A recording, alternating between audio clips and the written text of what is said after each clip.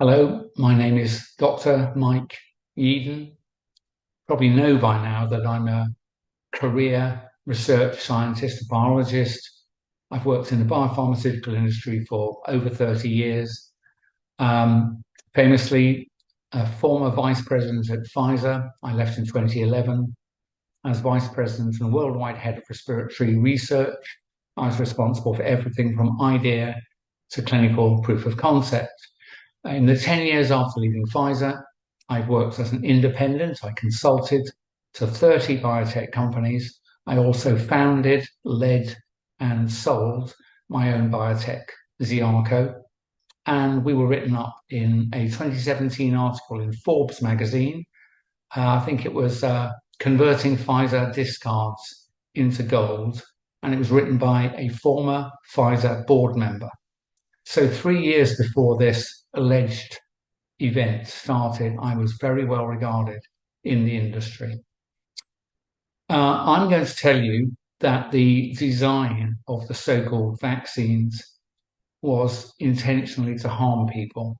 And I'm going to give you several examples of that based on my extensive industry experience of rational drug design. Not a single atom or molecule in a synthetic drug is in there by luck. It's in there because people chose it to be in there and they intended certain things to flow from their choices. But just very briefly, you should know, I hope, there has not been a pandemic. Dennis Rancourt's data shows that the all-cause mortality evidence data did not increase at all in the run-up to the declaration, fraudulently, by WHO of a pandemic. There is no public health emergency except that created by our governments. A inappropriate, fraudulent PCR test was used to give people the impression that they had a particular disease where they didn't. There were all the normal diseases. And then what happened was, in three different ways, people were treated badly through changed medical procedures that were imposed above the level of nation. Briefly, mass ventilation of people inappropriately in hospitals that led to lots of deaths. In care homes, many people were given sedatives and respiratory depressants, which led to their deaths. My PhD was specifically in that area of opiates and respiratory depression. And in the community, people were denied life-saving antibiotics and died of bacterial pneumonia. There's your pandemic. There is no other pandemic. And based on this lie, we were told that vaccines were coming our way and would be our savior. Two things. As I say, first, there's no pandemic, so you certainly don't need an experimental, rushed medical intervention. But secondly, even if you did, as someone who's worked in the industry for over 30 years, I am telling you, it's absolutely impossible to invent, test, clinically evaluate, and manufacture and then launch on global scale a complex biomedical product. It's absolutely impossible. It's not as close, it's years wrong. The fastest record prior to this was 6 years. And friends of mine who've worked all their lives in manufacturing of complex biological products tell me the methods development alone for the development of a reproducible manufacturing process itself takes a number of years. So whatever it is you think was done, I am telling you, there was not the development of a proper medical product. What I think happened was the advancement of materials that are intentionally toxic, and then they were sketchily advanced and jammed into people's arms, often coerced, sometimes even mandated, with the unsurprising effect that millions of people have died. I don't have time today to explain what I think they're going to do in the future, but suffice to say, more injections are coming if we don't stop this. So, like I said, I'm skilled in the arts of rational drug discovery. So why am I saying these materials are intentionally toxic? Well, let me give you the first example. How do you think your body plays nice with itself, but when it's infected or detects a cancer, it goes to war? And the answer is it distinguishes self, things that are meant to be inside you, from non-self, from foreign things that are not meant to be inside you. And it is trained exquisitely to detect and attack non-self, foreign things. If you inject a person with a gene that encodes a foreign piece of protein, like a spike protein from a foreign organism, your body will detect that. And every single cell that takes up that material and expresses foreign protein will be attacked and killed by your immune system.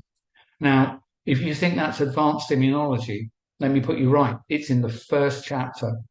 Distinguishing self from non-self is one of the foremost lessons of immunology, and every single person involved in the train of delivery of these materials to doctors' hands knew what I've just told you. They will inevitably cause injury. Then on top of that, it's not just bad enough that you're making a foreign protein, you're making a specific material called spike protein. Those materials are biologically active. That is, if you add them to human blood, for example, they start to coagulate, it clots. Those materials are biological toxins. So now you've got a genetic sequence that forms foreign proteins that means your body attacks and kills every cell that does it. And if you should release any of that protein in your blood, it will form blood clots. If it releases it near nerves, for example, you will get one or other of several neurological defects. And of course, it's not just nerves or blood. There's a third major factor, and there are many others, but let me give you the third one. These materials are formulated. It's normal to formulate drugs. These are formulated in fatty globules called lipid nanoparticles. What they do is disguise the foreign genetic information so your body doesn't see it initially until it gets inside your cells, and it goes all around your body. It will glide through the cell wall as if it wasn't there, and that was the entire point of it. So that means these materials don't just go to your lymph nodes, and they certainly don't stay in your arm where they're injected. They go all around the body, including into your brain and your blood and every organ in your body. But here's the thing.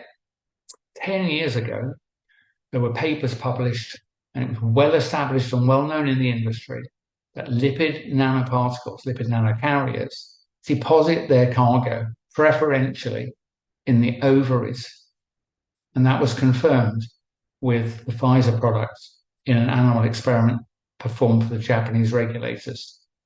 So by design, these agents cause an autoimmune attack on every tissue. They make your body form a well understood biological toxin that can damage multiple organs in your body. And they deposited their cargoes preferentially in the reproductive tissues of women and girls. So if you think that's by luck, then you're mistaken.